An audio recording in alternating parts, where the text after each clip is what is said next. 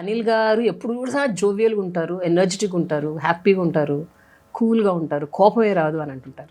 అనిల్ గారికి మాత్రమే తెలిసిన అనిల్ గారు యాక్చువల్గా ఎట్లుంటారు. కోపం రాకుండా ఉండదు.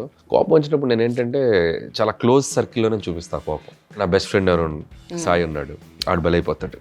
బలైపోతాడా అంటే అతను మోస్ట్ కోపం విట్నెస్ చేసేది అతనే. అంటే ఫర్ ఎగ్జాంపుల్ ఏం చేస్తారు మీరు? ఏదన్నా అంటే వర్క్లో ఏదన్నా మనం అనుకునేది ఏదన్నా జరగకపోయినా ఫస్ట్ ఒకటి మీద లెట్ అవుట్ అయిపోతే మిగతా వాళ్ళకి మీద వెళ్ళదు. పాపం తను బలవుతుంటాడు అప్పుడప్పుడు. ఇంకా చాలా లాంగ్ ఫ్రెండ్షిప్ కాబట్టి తను అర్థం చేసుకుంటాడు. సో ఏదో దీంట్లో ఉన్నాడు నేను. సో మ్యాక్సిమం చాలా తక్కువ వస్తుంది కోపం.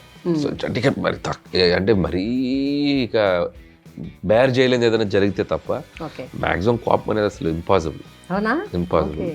వచ్చినా ఇట్స్ లైక్ మ్యాటర్ ఆఫ్ సెకండ్సే ఉంటుంది. ఒక 10 seconds 15 seconds ఆ తర్వాత మళ్ళీ. బట్ మీకు కోపం వచ్చిన టైంలో మీ ఫ్రెండ్ పక్కన లేడనుకోండి, ఏం పరిస్థితి? లేడంటే ఏదో ఈ ఫోన్లు ఉన్నాయి కదా, ఫోన్ చేసి తిడతారా? నేను దీన్ని ఇలా అంటాం, దీన్ని ఇలా కొడతాం, ఏదో అంతే. ఎక్కడో చోట ఇదైపోయింది. నేనేం చేస్తానంటే కోపం వస్తే ఇమీడియట్గా నేను మ్యూజిక్ వింటాను. That is the best thing అనమాట. ప్రశాంతంగా కళ్ళు మూసుకొని కారులో కూర్చుంటాను. సో ఇళయరాజా గారి మ్యూజిక్ అంటే నాకు ప్రాణం. సో ఆ సాంగ్స్ పెట్టుకుంటాను. ఒక 5 minutes తర్వాత టోటల్గా మై మైండ్ పీస్ఫుల్ అయిపోతుంది.